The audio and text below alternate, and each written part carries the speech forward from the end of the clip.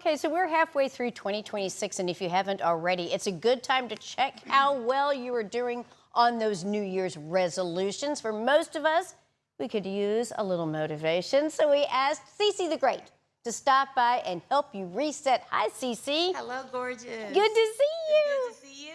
Well, I have to say, we're in the middle of July. Why do so many of us start this year feeling kind of motivated only by, say, this time of the year, kind of waving goodbye to those well-intentioned resolutions? Exactly. It happens because life happens. You know, you mean well, you're excited about the new year, but then your husband needs you, your kids need you, your job needs you, and then little old me, we push ourselves to the back. Right, that's exactly what happens. We see the needs of so many people. We tend to give less priority on those resolutions for self-improvement. Absolutely. All right, so what if someone feels like they've kind of completely fallen off the track? What's the very first step to kind of get back on track with those resolutions? Well, the first step to get back on track with your resolutions is to forgive yourself. That's a big one. Yes, we let guilt keep us from moving forward. If you stop, you simply can't begin again.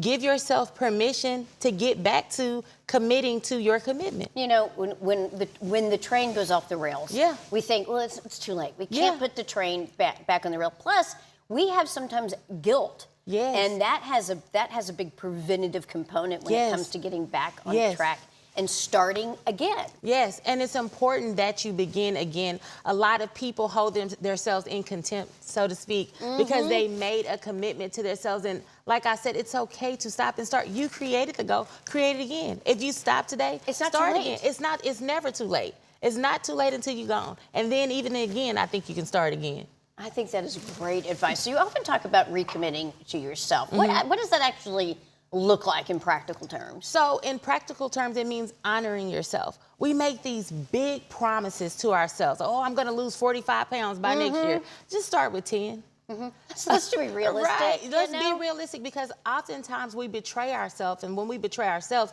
that's when that guilt that we spoke about earlier comes in.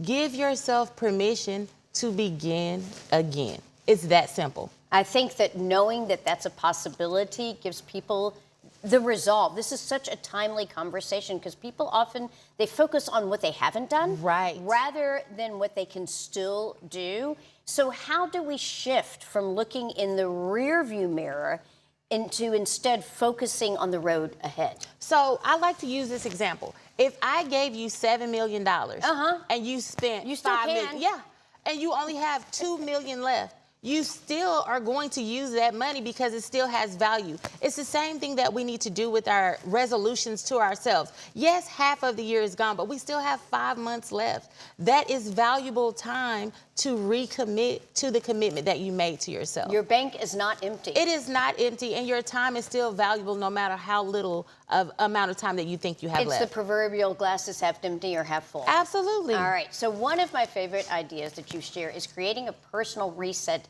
date ahead of January 1. Okay, so how does that work? Okay, so it is actually my favorite thing. So I am a Gemini. My birthday was on June 9th. Okay. And I recommit to myself every year. My birthday is my personal new year.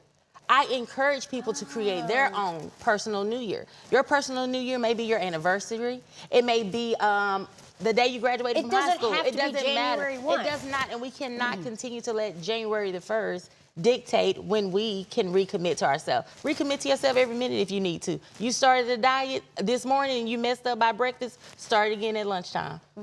That is an excellent thought.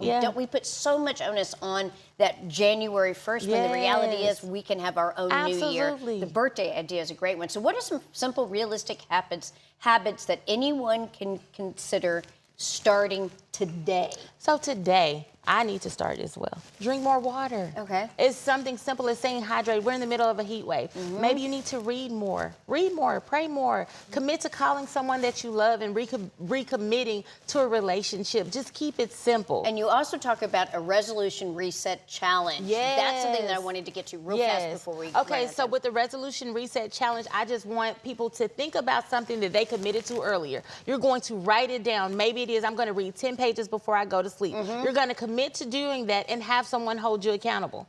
It's just that simple. By actually writing it down? Writing it down, having steps to just commit to the commitment. Because a lot of the times we make a goal to do something, but we don't have steps to attain that goal. And have an accountability partner. I think today is as good as any other day to reset. It's a great today day. could be a great day to begin. Today it's is your Monday. day. It's after a holiday weekend. Let's make it happen. Reset. This is great information. Thank you. Thank you so much, Cece. I appreciate it.